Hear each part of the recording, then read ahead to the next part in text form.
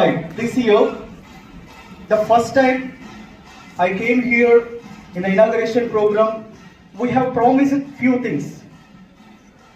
So school పెట్టిన రెండు నెలల్లో చెప్పిన ప్రతి ఒక్కటి ఇంప్లిమెంట్ చేయడానికి ట్రై చేస్తూ ఆల్మోస్ట్ అచీవ్ చేశాం. నేను చెప్పింది నాకు ఇంకా గుర్తుంది. పాఠశాల అనేది ఒక్క అక్షరాస్యతను మాత్రం ఇస్తే సరిపోదు. పాఠశాలలో పిల్లలు ఇంకా చాలా నేర్చుకోవాలి.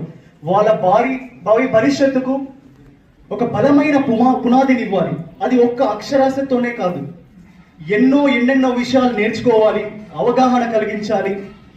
వాటన్నిటి కోసమే ఇలాంటి సెలబ్రేషన్స్, అకాడమిక్స్ బ్యాలెన్స్ చేస్తూ, టెక్నాలజీ స్కిల్స్ని ఇంట్రడ్యూస్ చేస్తూ, కమ్యూనికేషన్ స్కిల్స్ పై స్ట్రాంగ్ ఫోకస్ చేస్తూ ఇలాంటి సెలబ్రేషన్స్ని జరుపుతున్నాం. మనకి సెలబ్రేషన్స్ అంటే గుర్తొచ్చేది స్వతంత్ర దినోత్సవ వేడుకలు, గణతంత్ర దినోత్సవ వేడుకలు, బాలల దినోత్సవ వేడుకలు, ఇవి మాత్రమే.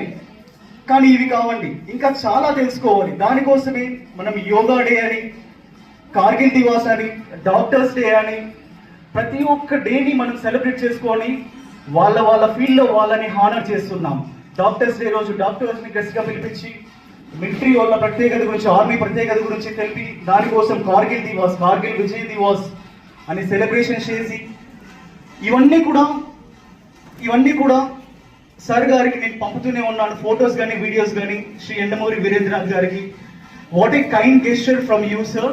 It was never expected. Always you are encouraging the government we have received. It was honour for all of you. Thank you for that sir.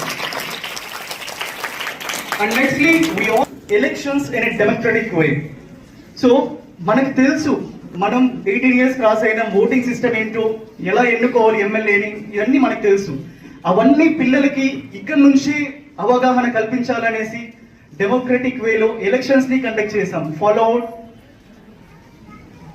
Notification, releasing nominations, taking nominations, withdrawal and symbol allotment, campaigning, polling, ఇవన్నీ సరైన సక్రమణ పద్ధతిలో నిర్వహిస్తూ ప్రతి పిల్లవాడికి అవగాహన ఉండాలనేసి ఎన్నికలు నిర్వహించడం జరిగింది ఆన్ August 2, 2025.